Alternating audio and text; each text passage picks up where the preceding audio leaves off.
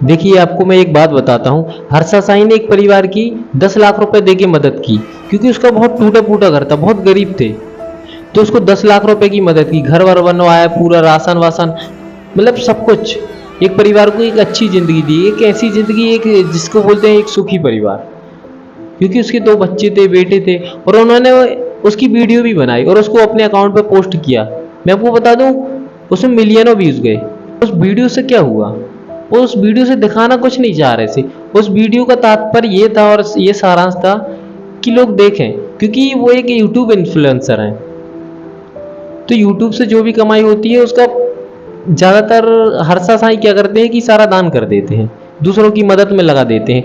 हर्षा साईं जहाँ भी दिखाई पड़ते हैं हमेशा मदद करते दिखाई पड़ते हैं, हमेशा दूसरों की लोगों को, क्योंकि वो किसी धर्म को नहीं मानता, किसी जात को नहीं मानता, किसी मजहब को नहीं मानता। वो सिर्फ एक ही चीज़ जानता है, इंसानियत। इंसानियत को समझता है इंसान, वो लोगों की भावनाओं को समझता है, इसलिए वो हमेशा दूसरों की मदद करता है।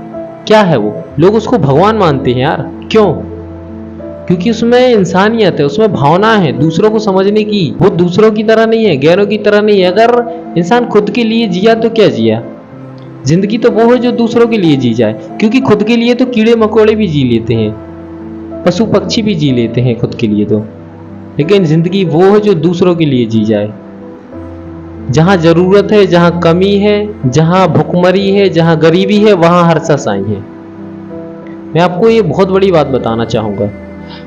और हर्षा साईं के इस काम से, इस संदेश से, वीडियो से बहुत सारे लड़के इंस्पायर हुए हैं, उनको एक नई प्रेरणा मिली है। लोग उस वीडियो को देखने के बाद, आजकल की लड़की मदद करना चाहते हैं, वो भी सोचते हैं कि मैं भी मदद करूं, लेकिन मदद करने के लिए भी फिर थोड़ा पैसा चाहिए। तो इससे एक नई इंस्पिरेशन भी मिली है।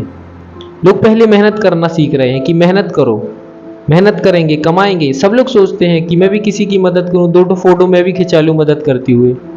बहुत अच्छा लगता है, क्योंकि वो मज़ा 10 लाख रुपए जेब में रखने में वो मज़ा नहीं है जो किसी को 10 रुपए दान करने में है। दान करना तो सब चाहते हैं, पर किसी के पास, खुद के पास हो तो करेगा ना। क्योंकि सबके पास बड़ी और मोटी मोटी गड्डियां भी होती है ना, तो उसका कलेजा बहुत छोटा होता है।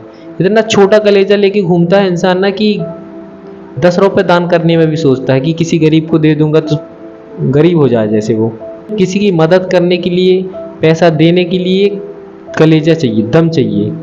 क्योंकि कमा तो बहुत लोग लेते हैं, लेकिन देता कोई कोई है, हर कोई नहीं दे पाता है, क्योंकि दिल नहीं होता ना इंसान के पास में। इसलिए जहाँ गरीबी है, जहाँ भुखमरी है, जहाँ ज़रूरत है, वहाँ पर हर्षा साईं है। हर्षा साईं एक बहुत बड़ा नाम है, क्योंकि देखो, वो एक तेलंगाना का एक ऐसा लड़का है, एक लौता, जिसको वहाँ का लोग भगवान मानते हैं, क्योंकि उससे करोड़ों लड़के इंस्पायर हुए हैं। लड़कों के लिए एक नई इंस्पिरेशन बन गया है वो लड़का। उसने एक दुनिया को एक नया ही संदेश दिया है। और हर्षा साईं हमेशा ज़्यादातर लोगों की मदद करते नजर आते हैं।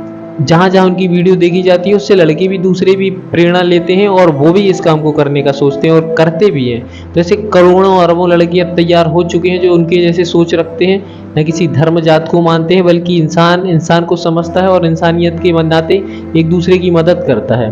भूखे को खाना खिलाता है, प्यासे को पानी पिलाता है। एक बात बताइए, अगर प्यासे को पानी मिल जाए और भूखे को खाना मिल जाए, तो चाहे फिर वो किसी भी जात का हो, जिसको खाना मिला है या पानी मिला है, उसके लिए तो वही भगवान है ना। क्योंकि उसने ऊपर वाले भगवान को नहीं देखा है, उसको तो जिसके द्वारा मदद मिली है उसने तो वही देखा है, तो उसके लिए तो वही भगवान हुआ ना।